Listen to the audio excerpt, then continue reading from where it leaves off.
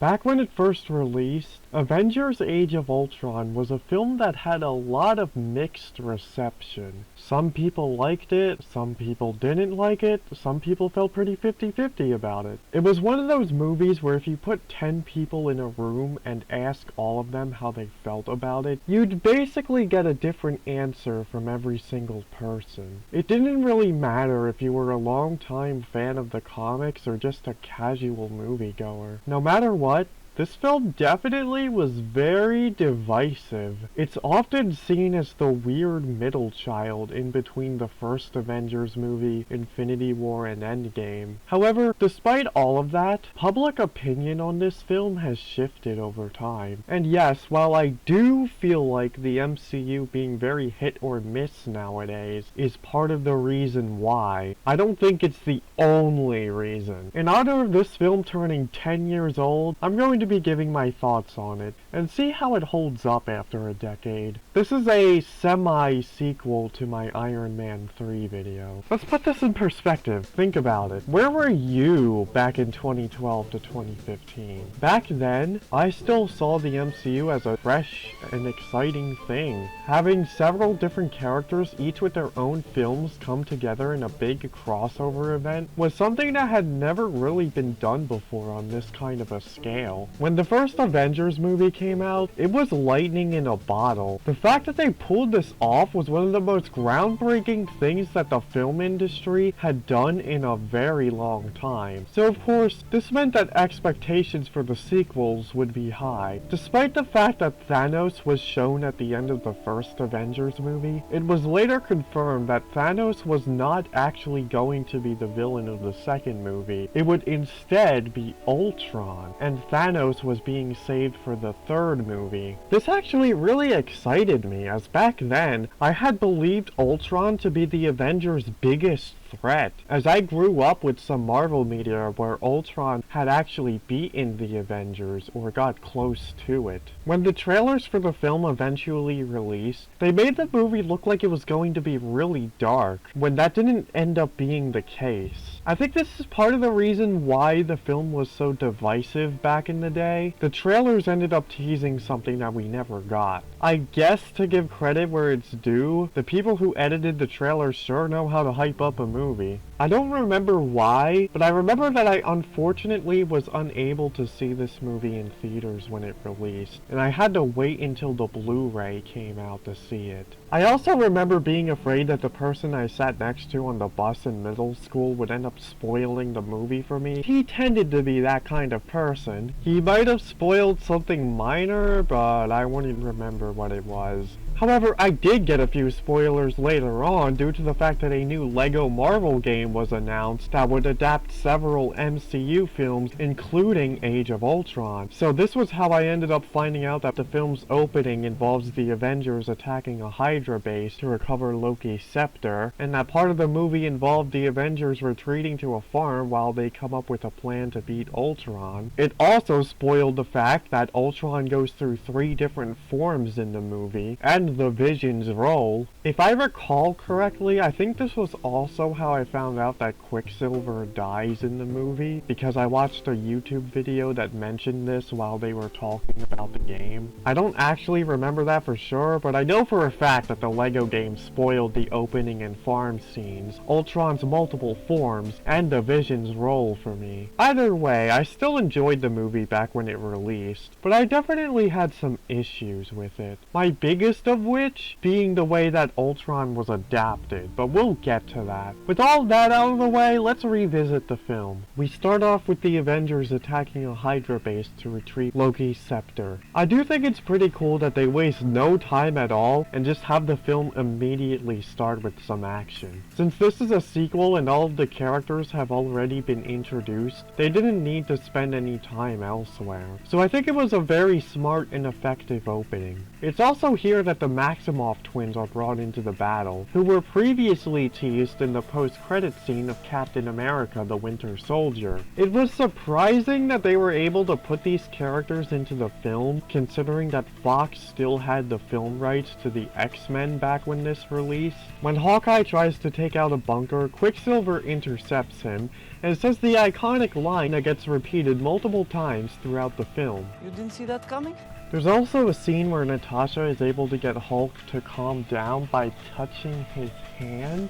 Yeah, this was weird. Natasha and Bruce have a romance arc in this movie, and I do think this is one aspect that did not age well.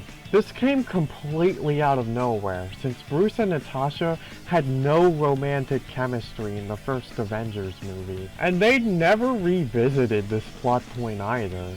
If I recall correctly, there wasn't even a single mention of this in Infinity War. I honestly never felt sold on these two as a couple, because the movie doesn't even do a good job of showcasing why these two felt an attraction towards each other. If they actually bothered to flesh out their relationship more, I think I would have actually liked seeing that, even if it was still weird that this just came out of nowhere. But we really did not get enough about their relationship for this to feel justified. Wanda messes with Tony's mind and he sees a vision of all the Avengers dead, with Steve questioning why he didn't help them. This was a plot point that was actually supposed to come true in Endgame, as in the original script for the film, Thanos would travel back to 2012 and kill all of the original 6 Avengers, and then present the beheaded skull of Captain America to present-day Cap. But this ended up being cut from the film, as it would contradict the rules of time travel that were established in the film. Even if this didn't exactly come to full fruition, I think this scene still carries some more weight to it upon rewatches, as it not only feels like it could represent the fact that the Avengers could have lost in this movie, but also the repercussions of Civil War and Infinity War. After retrieving the scepter, Clint gets his wounds treated, and Tony and Bruce discuss creating the Ultron program. Ultron quickly gains his own sentience and decides that the only way to achieve peace is with the extinction of humanity. This dude spent 5 minutes on the internet and then decided that humanity needed to go. Based.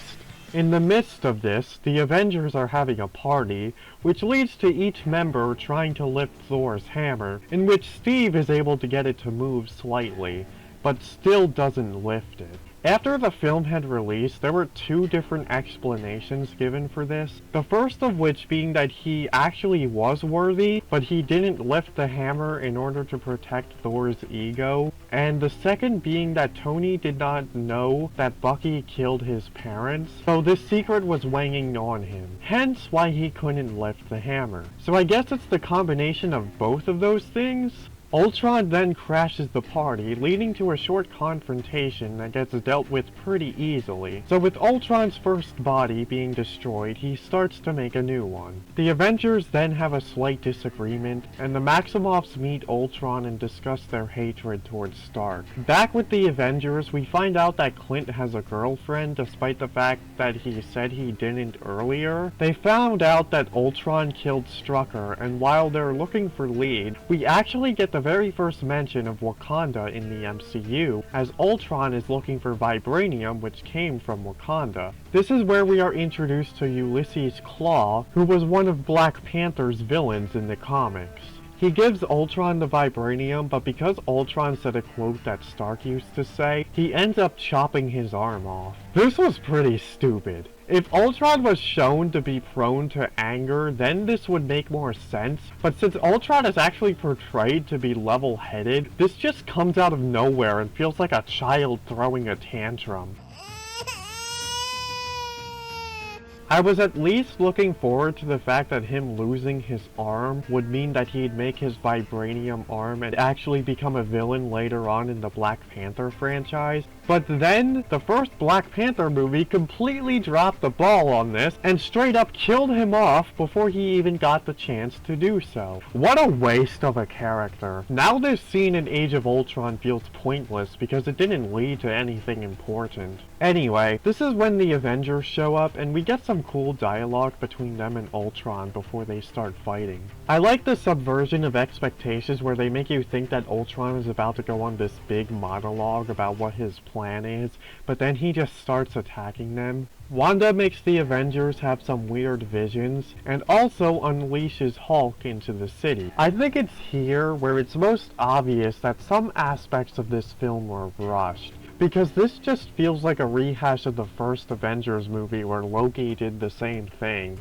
Although I will admit that it is cool that we got to see the Hulkbuster in live action. Hulk starts to snap out of it when he sees how everyone is afraid of him, but when he starts to get angry again, the Hulkbuster knocks him out. It's honestly pretty impressive that the Hulkbuster was actually able to beat Hulk. I mean, I know that's what it's designed for, but usually the Hulkbuster doesn't win. This is where the Avengers go to a farmhouse to give themselves some time to recoup, and they end up meeting Clint's girlfriend and her kids. This was actually an aspect of the movie that I really liked. It was nice to just take things slow for a bit and show some of the human side of these characters. Thor ends up leaving because he has to find out more about what he saw in his mind earlier. In the midst of this, Ultron uses the scepter on Dr. Cho to get her to build the Vision. Bruce starts to think that there's nowhere he can go where he's not a threat, and there's a bit of beef between Tony and Steve, which is another scene that provided some nice build-up to Civil War. While Tony tries to fix a tractor, Nick Fury shows up and he decides to tell Fury about the vision of the dead Avengers he saw earlier. While Fury speaks with the whole team later, Bruce figures out that Ultron is trying to evolve, and that Dr. Cho is the key. Ultron is able to get the Mind Stone out of the scepter and puts it in the Vision's forehead. Tony goes to the Nexus internet hub to stop Ultron from getting nuclear launch codes. Thor sees a vision of the Infinity Stones, and while Ultron tries to upload his consciousness to the Vision, Wanda is able to read his mind and discovers that Ultron's goal isn't just to kill the Avengers, but the entire human race, so they leave him behind. And Ultron attacks all of the scientists in the building. When Cap finds Dr. Cho, she warns him about the power of the Mind Stone, and that he needs to get the Cradle back to Stark. This leads to what is personally my favorite fight scene in the movie. Cap fights Ultron while Natasha steals the Cradle, and the Maximoffs end up assisting Steve. Even though Nat is able to get the Cradle to Clint, she gets captured by Ultron, while Steve and the Maximoffs have to stop a runaway train. Tony ended up finding Jarvis in the Nexus, and he's going to put Jarvis into the Vision's body, and Ultron makes a new body for himself made out of vibranium. Widow sends a radio signal to Clint to track her locations. The other Avengers end up finding out about Tony and Bruce putting Jarvis into the body and try to stop them, as they think this is going to end up exactly like Ultron. However, Thor uses his lightning to bring the body to life, since he actually saw a glimpse of the Vision in his head earlier, and thus Vision is officially born. This was definitely a big departure from the Vision's origin in the comics and the 2010 cartoon, but it works within the narrative established here. Director Joss Whedon had believed that only Paul Bettany could play the Vision, so he actually had the idea of putting Jarvis into the Vision's body planned out ever since the first Avengers movie.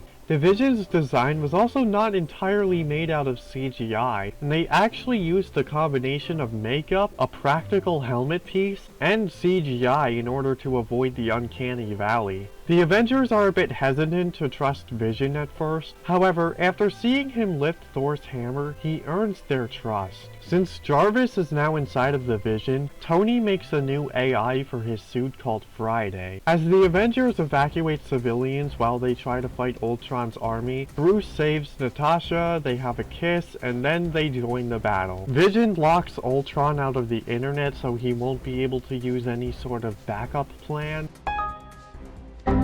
The city starts flying in the air, and once it gets high enough, one of the robots will put their hand on the core to send the city crashing back down, and the impact will cause the extinction of humanity. I think it's worth noting that Captain America actually doesn't wear his helmet for the rest of the movie, which, other than getting to see more of Chris Evans' face, there was an actual lore reason for this, but the scene ended up being cut from the film. He doesn't wear his helmet since the people of Sokovia view Captain America as a fascist. During the battle, Hawkeye and Scarlet Witch go inside of the building, and Clint gives her a prep talk that motivates her to keep fighting despite her fear, so she officially earns her place with the Avengers. S.H.I.E.L.D. and War Machine also end up joining the fight, which I remember actually being happy that War Machine got to be in the Battle of Sokovia, since he wasn't in the first movie. So then the final battle happens, and while it's not bad, there really isn't much to it. It only lasts for a minute, and Ultron gets dispatched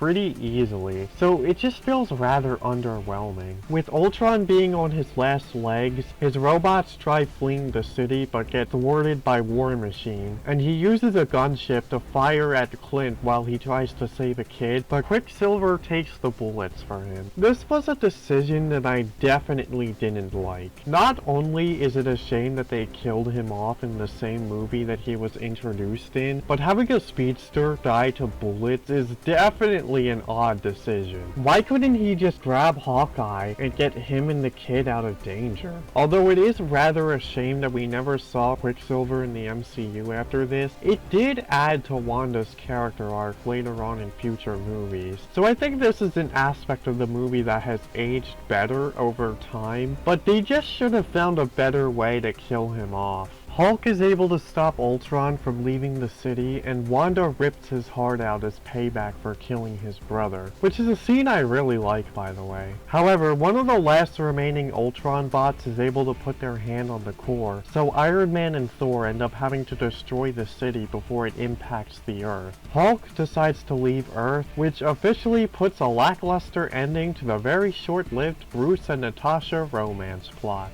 And then we get what I think is the best scene in the movie. Vision finds the last Ultron bot, and they discuss their differences before Vision destroys it, therefore killing off Ultron entirely. Originally, the final act of the film was going to consist of all of the Ultron bots merging together into one massive form, but I'm glad that this ended up getting scrapped, because this kind of thing is pretty cliche in Hollywood films and video games. Clint returns to his family, all of the Avengers go to their new facility, and the big three have one last discussion with each other before going their separate ways. The part where Tony tells Steve that he'll find a normal life someday definitely hits harder after Endgame, as he finally gets the life he wanted in the end of that movie. So this leaves Steve and Natasha to train the new members of the Avengers, and we get a tease of Captain America saying the iconic Avengers Assemble line. However, it cuts off before he finishes, as they wanted to save the line for Avengers Endgame. To cap off the film, there is a post-credit scene of Thanos obtaining the Infinity Gauntlet, and that concludes Age of Ultron. So how does it hold up nowadays? I do like that we got to see new characters introduced in the film, particularly Wanda and Vision, and while I do like what they did with Ultron in the film, I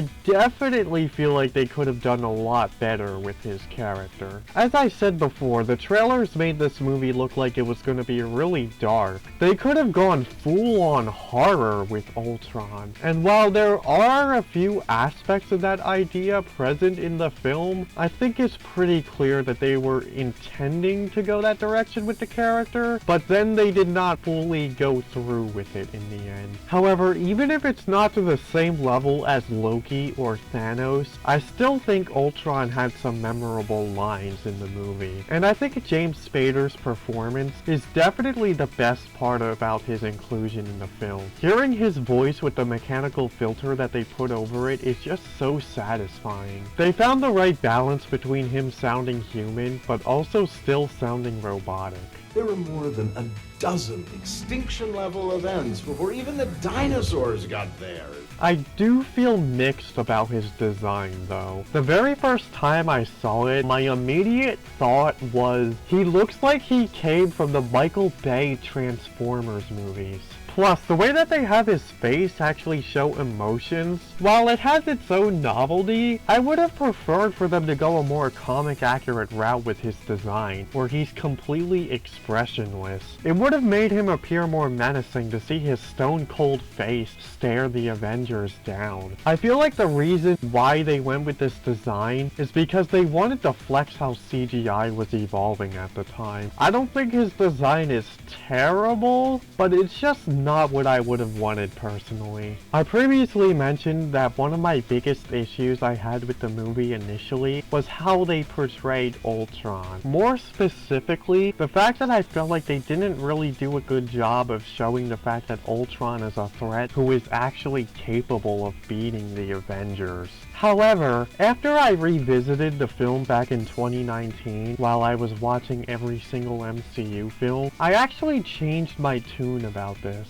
Ultron did get close to winning, and really, the main reason why he lost was because the Maximoffs and Vision ended up joining the Avengers side. If it wasn't for that, Ultron definitely would have won, and the What If show that came out later on further proved my point, as one of the episodes involves Ultron winning due to the fact the Avengers weren't able to steal the cradle from Ultron. Obviously, much like Vision, Ultron's origin in this film is different from that of the comics, as Hank Pym was the creator of Ultron in the comics. However, them changing it to Tony Stark definitely worked in their favor, as it paints the picture that he was responsible for Ultron's actions. And Hank also wasn't even introduced yet at this point, so it wouldn't have really made sense to bring him in here. I also like how Ultron basically has the opposite character arc that Tony had. Whereas Tony started out as a destructive person and eventually became heroic, Ultron was supposed to be heroic but ended up becoming destructive. Just goes to show that they're more alike than Ultron wants to think they are. Also, speaking of bringing characters into the movie, they were actually planning on having Spider-Man make his MCU debut in this film. However, this didn't end up happening due to the fact that they hadn't settled on the rights yet. This definitely was for the best, as I feel like the film already had enough characters in it. If they were to add another one, it would start to feel too bloated. Although I do find it a bit odd that Agent Coulson never appeared in the movie, because there was a TV show on ABC at the time that shows that he survived after the first Avengers movie, and this show was meant to be canon at the time, which is the reason why Fury is able to get the helicarrier at the end of the movie. But despite this, Coulson never appeared in any future MCU projects at all, and some more recent entries in the franchise retconned the show. So I guess it's not canon after all. I do think that's for the best though. Like I said, the movie already had enough characters in it. Plus, I feel like Coulson being alive cheapens the fact that his death was a huge part of the motivation for the Avengers to work together. I like a lot of the humor in this movie, although it does feel like a bit too much at times. I particularly like the running gags about Steve not liking bad language, and you didn't see that coming being repeated throughout the movie. Some of the dialogue can be pretty hit or miss at times. I feel like reworking a few lines here and there would have helped improve the film. It feels like they just went with the second draft of their script. Case in point, here's a line that goes hard. You rise, only to fall. And here's a line that's really stupid. Thor, you're bothering me.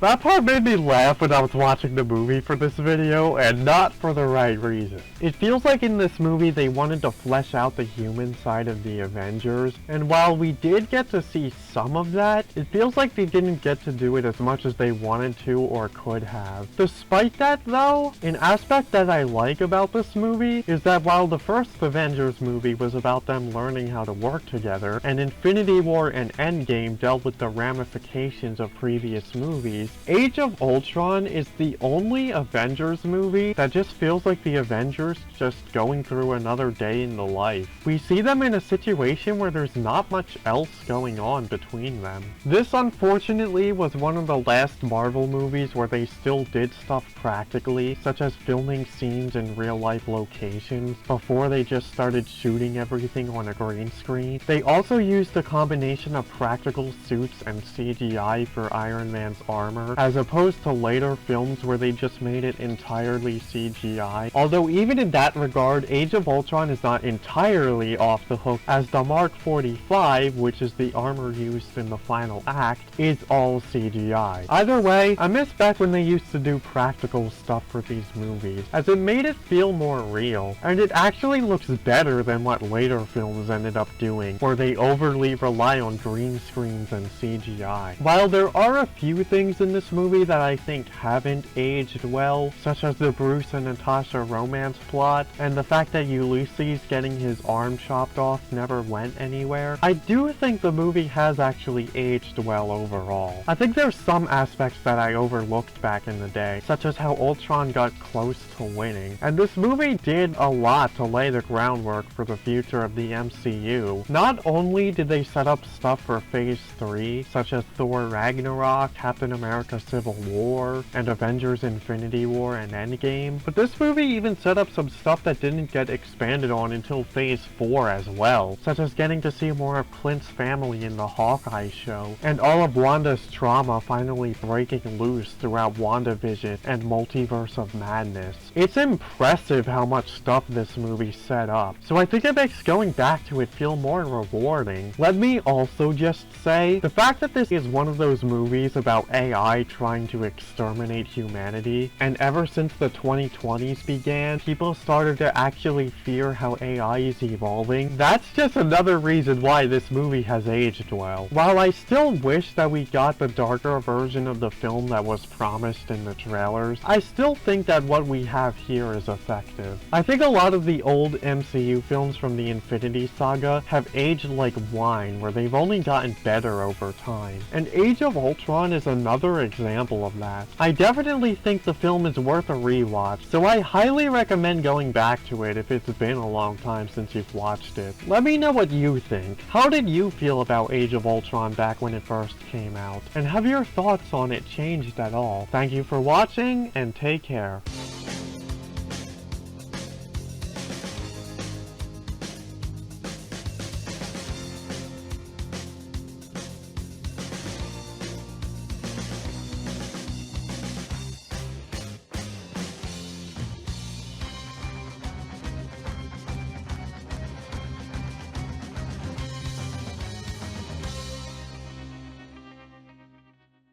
I think a lot of the old MCU films from the